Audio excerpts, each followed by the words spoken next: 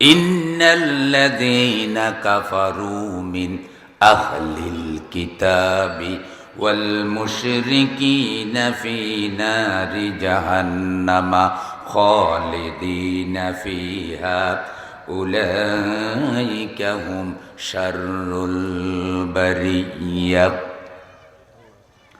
আহলে কিতাবদের মধ্যে যারা কাফের হয়েছে, কুফরি করেছে, ফি নারে জাহান্নামা খালিদিনা ফিহা, কুফরি করার কারণে, কাফের হওয়ার কারণে তারা জাহান্নামে যাবে, আর জাহান্নামে থাকবে তারা চিরকাল।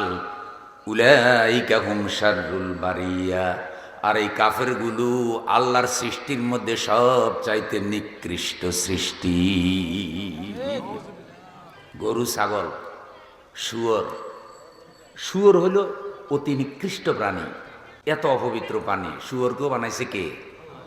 আল্লাহ বানাইছে। এতে কোনো শুয়োরের পাপ নাই, আল্লাহর মখলুক।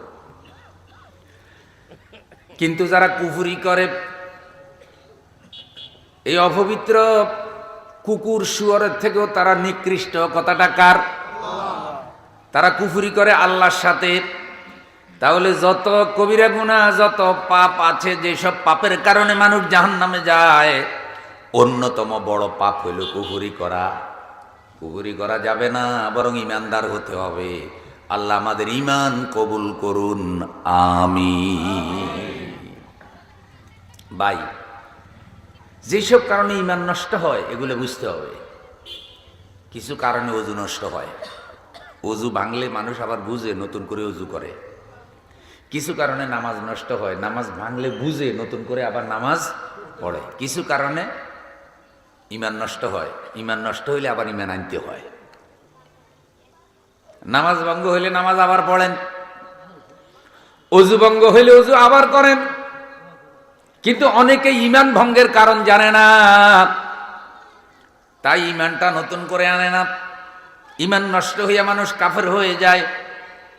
নবী সাল্লাল্লাহু আলাইহি সাল্লাম বলেছেন, এমন একটা সময় আসবে আমার উম্মতেরা সকালে ঈমানদার থাকবে, বিকালে কাফের হয়ে যাবে।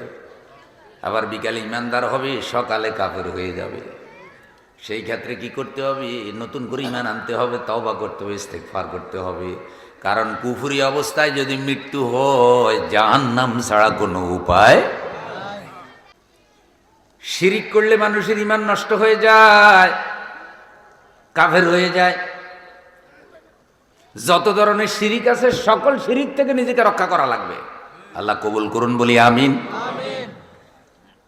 মনে রাখবেন, ইসলামের কোনো বিধিবিধান নিয়ে ঠাট্টা করলে মানুষ কাফের হয়ে যায়। ইচ্ছাকৃতভাবে কোনো ফরজ অস্বীকার করলে মানুষ কাফের হয়ে যায়। যেমন একটা লোক নামাজ পড়তে পারে না, কিন্তু বিশ্বাস করে নামাজ ফরজ। লোকটা কবিরা গুনাহ করে, কিন্তু তার ঈমান আছে। বুঝেন না? নিজে নামাজ পড়ে না, কিন্তু বিশ্বাস করে নামাজটা আল্লাহর দেওয়া ফরজ বিধান। বুঝতে হবে লোকটা কবিরা গুনাহ করতেছে নামাজ না পড়লে, কিন্তু তার ঈমানটা কি? দুর্বল হইলেও আছে, পুরা মরে না, খালি লড়ে, টিক টিক টিক টিক করে লড়ে। কিন্তু একটা লোক নামাজ পড়ে না, নামাজে আল্লাহর দেওয়া ফরজ এটা স্বীকারও করে না, তাহলে লোকটা কাফের। কিছু মানুষ আছে পর্দা করে না, বেপরদায় চলে, বেপরদা মহিলার দল করে, কিন্তু বিশ্বাস করে পর্দাটা ফরজ। বুঝা গেছে লোকটার ঈমান আছে, কিন্তু কবিরা গুনাহ করে। কবিরা গুনাহ কি করে? সে এমন দল করে যেই মহিলা দলের দায়িত্ব পালন করে, সে পর্দা করে না। কোনো আল্লাহওয়ালা মানুষ এমন দল করতে পারে না।